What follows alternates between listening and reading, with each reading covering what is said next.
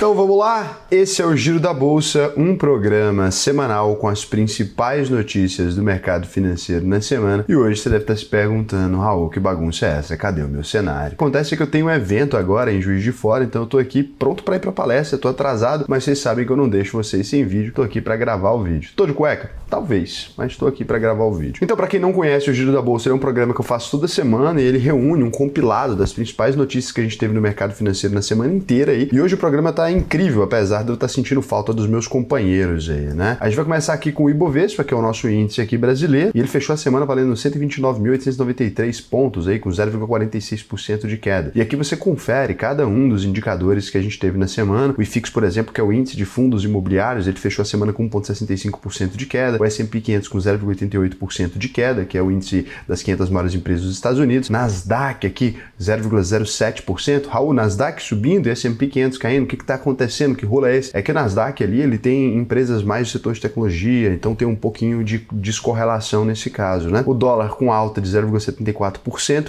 o Bitcoin 3,97% de queda e o Ethereum com 11,87% de queda. Então é a semana mais vermelha do que verde para quase tudo na Bolsa de Valores, no mercado de investimentos de modo geral. E a semana já começou com esse pé esquerdo ali. A Bolsa de Valores caindo aí, seguindo o pessimismo do mercado financeiro. O Boletim Focus aumentou a previsão de alta dos juros para o ano que vem, acreditando que a Selic vai fechar 2025 em 11,25% ao ano. A previsão da semana passada era de 11%, ou seja, cada mês que passa a gente tem uma possibilidade maior ainda de aumento nessa taxa de juros, que a gente sabe que desacelera a nossa economia, que a gente sabe que é muito difícil, mas por quê? Porque a inflação não está dando trégua aí. E é claro que isso tudo tem a ver com risco fiscal no Brasil, que a gente tem tanto falado aqui. Se o governo não para de gastar, a gente tem esse risco, né? O governo continua gastando muito mais do que devia, mesmo com a arrecadação recorde em setembro, 203 bilhões de reais, a gente está pagando muito mais imposto e mesmo assim isso não está sustentando a fome pela gastança aí dos nossos governantes. Isso fez o Fundo Monetário Internacional, o FMI, né? Lembra? Você não ouvia falar do FMI, hein? Desde o FHC, piorar as projeções aí para as nossas contas públicas. O fundo acredita que a dívida pública vai passar para quase 95% do PIB no governo Lula, sendo que esse percentual era de 84% no fim do governo Bolsonaro em 2022, já embutido aqui o precinho pandemia, né? Isso significa que, diferente do que diz o governo,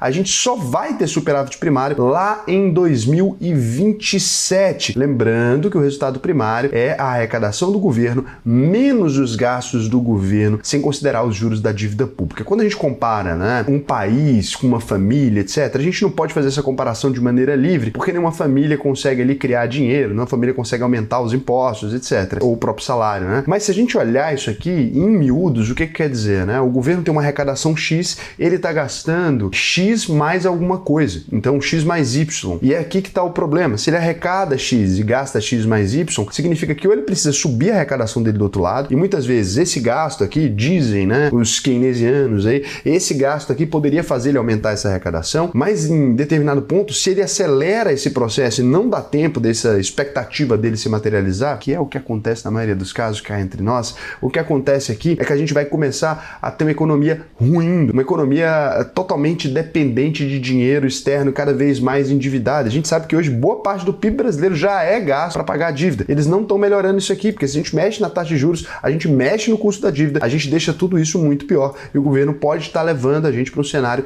que não é tão legal aí no longo prazo. Ah, Raul, dramático, o mundo vai acabar. Eu estou usando palavras mais softs, não tem nada a ver com isso. Realmente, a gente já chegou em números piores que esse. Tem países com dívida 150%, 170%. A gente, para os países do nosso grau de desenvolvimento, já estamos bem avançados nisso aqui, mas é isso, precisa ser revisto, tá? Para piorar esse cenário, as contas das empresas estatais devem fechar esse ano com o maior rombo dos últimos 15 anos aí. Desde janeiro, o déficit já chega em 3,3 bilhões de reais e o governo projeta um rombo de 3,7 bilhões até o fim de dezembro. Então as empresas que mais dão prejuízo aí hoje são a Engeprom, que gerencia os projetos navais, o Correios, que você conhece bem, deve ter recebido encomendas deles aí nesse ano ainda, a Infraero, a Engea, de planejamento financeiro, e a Dataprev, de tecnologia da informação. Faz muita coisa aí, como processamento da folha de pagamento do governo e dos benefícios do INSS, né? Então aqui algumas estatais, elas realmente não têm muita possibilidade de dar lucro, mas as que têm, né, precisavam ali serem reorganizadas, otimizadas para poder gerar lucro. Não tem por que o Correio gerar prejuízo, gente. Não existe motivo razoável, plausível, aceitável para o Correio gerar prejuízo. Significa que a gente vai ter que pagar mais imposto para compensar pensar uma coisa que, cara, qualquer empresa privada consegue fazer. Ah, Raul, mas e as cartas que precisam chegar lá não sei na onde? Gente, sério, isso hoje em dia, né? Quantos por cento dos usuários escolheriam receber realmente as contas deles por cartas, mesmo nesses centros muito afastados? O pessoal tá tudo no Zap. Ah, você prefere que eu te mande sua conta no Zap? Ou você prefere, tem gente ali que não usa banco, tal, ok, um percentual mínimo da população dos bancarizados ali, etc, teriam que continuar recebendo cartas, mas não tem motivo, é porque,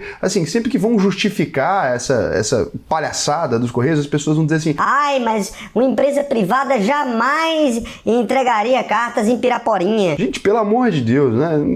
Sério, olha o ano que a gente tá.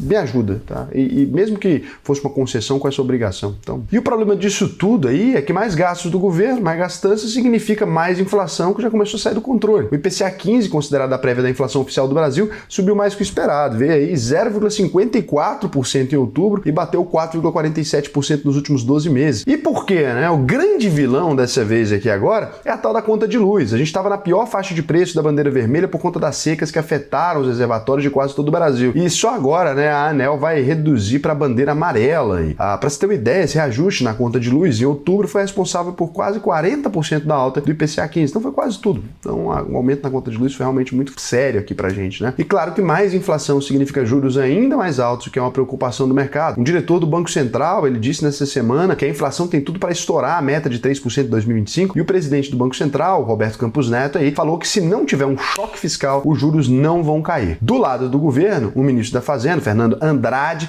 disse que garantiu que o governo vai começar a cortar gastos de verdade e que o executivo está discutindo o fortalecimento do arcabouço fiscal para os próximos anos. Tem aqui uma questão, né? Eu sempre faço uma piada chamando o Haddad de Fernando Andrade. Normalmente, sempre que eu faço uma crítica a ele aqui, eu utilizo uma ironia, né? Eu falo, grande amigo nosso aqui, gente. Esses dias teve um cara que comentou, não, que o Haddad é seu amigo. Eu fiquei, gente, da onde que esse cara tirou isso, será, né? Daí eu lembrei que eu falo aqui sempre no canal que o Haddad é meu amigo. Pessoal, isso é simplesmente um recurso irônico de piada, tá? Eu não conheço o Haddad, nunca o vi na minha vida. Normalmente, quando eu falo que ele é meu amigo, é porque eu fiz uma piada com ele e li o sobrenome dele errado. Não tem nada a ver. Ele não é meu amigo, não. E lá nos Estados Unidos? É que, Selic não vai cair, então o mundo é assim. Se a gente está acreditando aqui que a Selic não vai cair tão cedo, nos Estados Unidos o mercado passou a acreditar num ritmo menor de corte de juros. Um dos motivos que aumentou as incertezas aí foi o crescimento do favoritismo do Donald Trump na disputa pela Casa Branca. O Trump defende propostas como a taxação de importação da China e o corte de impostos, o que é bom, mas isso certamente vai aumentar a inflação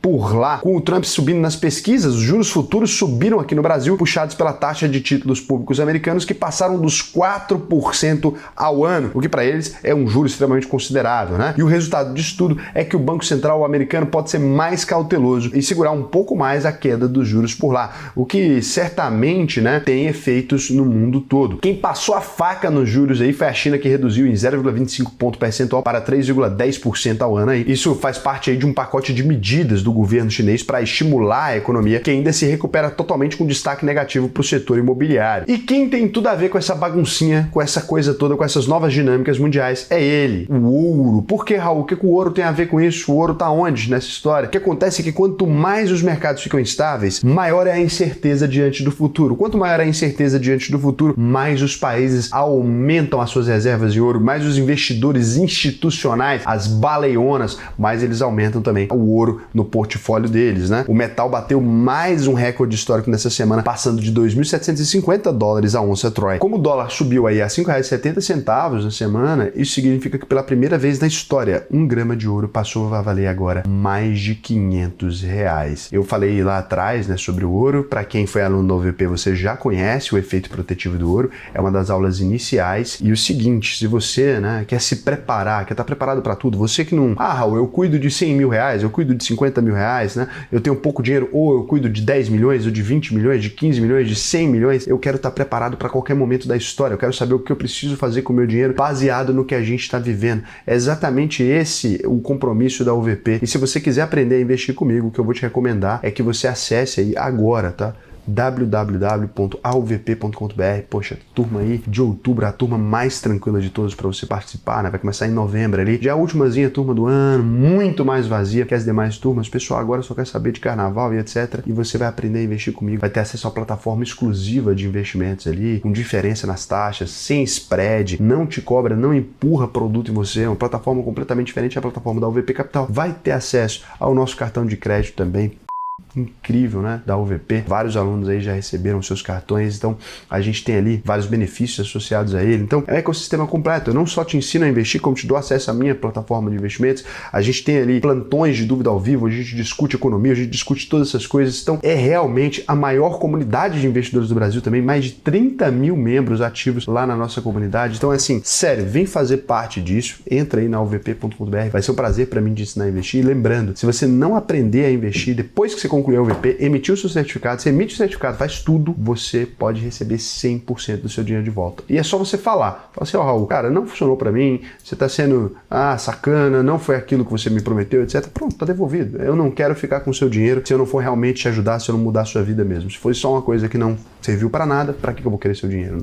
Não faz sentido pra mim. E agora a gente vem aqui pras rapidinhas. E o que é uma rapidinha, Raul? Uma rapidinha é uma notícia que não é nem irrelevante pra ficar fora do programa, nem relevante o suficiente pra ganhar um destaque. Obrigado, Raul. Me sinto fragmentado. Não tem ninguém para falar comigo aqui. O presidente Lula defendeu a criação de meios alternativos de pagamento para os BRICS durante a reunião do bloco formado por Brasil, Rússia, Índia, China e África do Sul. O que a gente pode interpretar disso aqui? Uma moeda que não seja dólar, uma moeda dos BRICS. Isso aqui foi um agrado para a Rússia, que vem sofrendo sanções no comércio internacional por causa da guerra na Ucrânia. A Rússia e a China dominaram as discussões do BRICS, que está cada vez mais político e se posicionando mais forte contra Estados Unidos e a União Europeia ali, né? Então eles estão cada vez mais dizendo, olha, a gente não quer mais brincar disso, a gente está criando nossa própria moeda. Isso aqui é fundamental para a China porque ela sabe que ela está chegando num lugar que ela começou a incomodar demais os Estados Unidos com diversas questões. Para a Rússia também, que está sofrendo sanções. E o Brasil ali, cara, de pato, que a gente não tem nada a ver com essa história, mas a gente está discutindo essa criação de uma nova moeda. Não seria uma moeda para o cotidiano, para o dia a dia, seria uma moeda para realizar essas trocas internacionais. Sinceramente, isso aqui é muito mais conversa fiada no momento do que qualquer coisa palpável, tá? Então ali a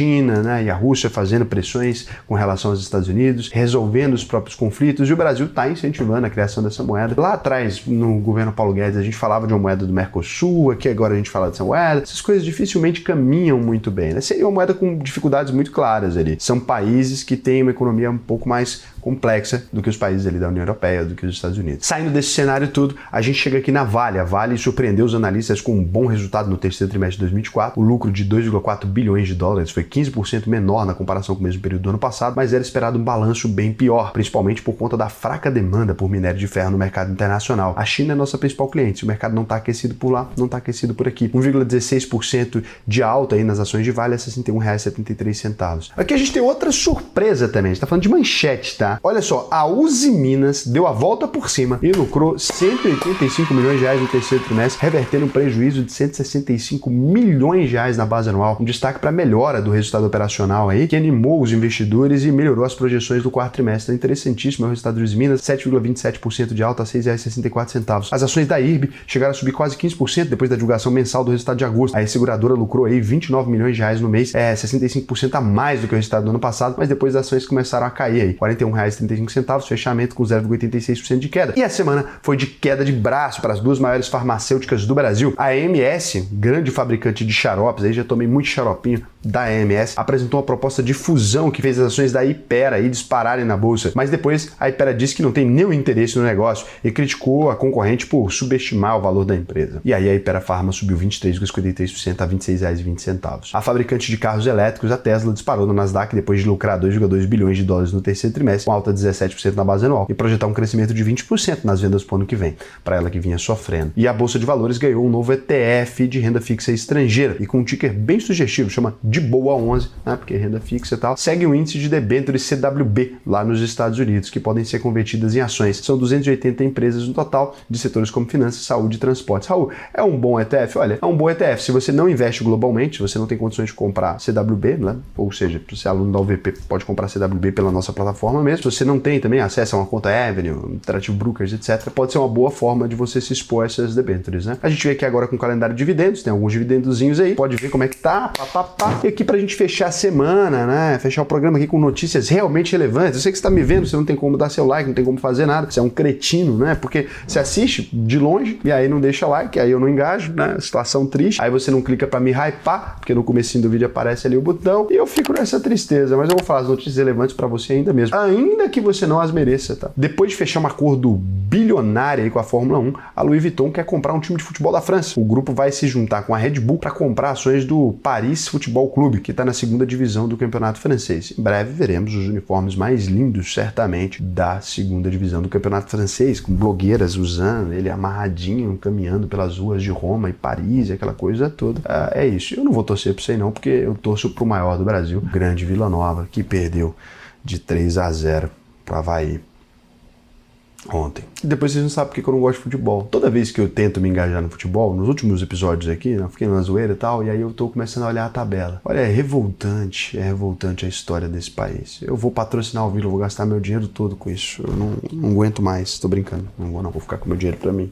Nada pior do que gastar dinheiro com futebol, gente. E claro que não tinha como a gente fechar o giro sem a notícia mais relevante de todas, né? Gustavo Lima apareceu usando um sapato da minha marca. Sapato aí com fundo vermelho. Brincadeira, não é da minha marca, provavelmente, não sei. A notícia mais relevante que eu achei nessa semana é que o melhor hostel do mundo... Hostel é um lugar que você vai pra dormir quando você não tem dinheiro suficiente ou quando você é jovem demais e quer pegar gente. Então, o melhor hostel do mundo fatura quase 4 milhões de reais com casas em árvores, cabanas e combis. E aí eu vi essa manchete aqui, olha que legal. Os caras pegaram cabaninhas, etc., reformaram e construíram como se fossem hotéis. E no hostel ali, como você tem quartos compartilhados, os caras estão fazendo muito dinheiro. Eu achei isso aqui no Pequenas Empresas Grandes Negócios de hoje. Achei simplesmente sensacional. Fica lá em Ilha Bela. Queria dar parabéns aí pros empreendedores e tô pretendendo me hospedar aí com vocês um dia desse. Achei lindo o lugar, tá? Então é isso. Fica aí uma notícia de empreendedorismo. Pra você que é de Juiz de Fora, espero que você tenha me visto ontem no evento. Ah, Raul, mas você não avisou. Pô, foi avisado na cidade inteira aí, cara. O Rufino avisou pra todo mundo.